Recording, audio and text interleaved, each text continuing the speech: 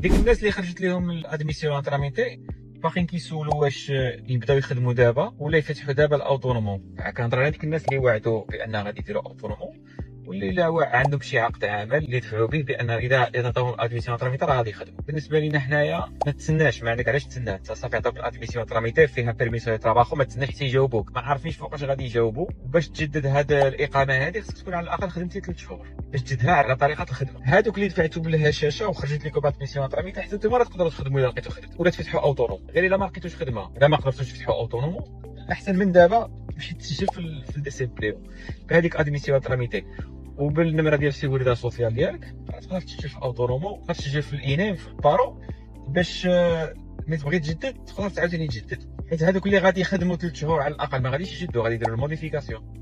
وهذوك اللي تسجلوا في البارو يجددوا عام اخر هذه الاقامه هذه اللي غادي يعطيوهم دابا ان شاء الله في هذه التسويه الجماعيه حتى يلقاو شي خدمه. هذوك اللي باقي ما خرجتش لكم الادميسيون تراميتي ما تقلقوش، ما نظنش ياثر عليكم الوقت. انا كنفكر بان الاداره خصها ضروري ما تلقى شي حل على ديك الناس اللي جاوباتهم معطلين وما قدروش يخدموا. واذا ما قدرتوش تخدموا واخا تخدموا ديك 3 شهور، ولا ما قدرتوش تخدموا ديك الوقت اللي خصك تخدم باش تبدل هذه الاقامه، دير لا موديفيكاسيون ديال هذه الاقامه، راه غالبا غادي تقدر تجدد عام اخر.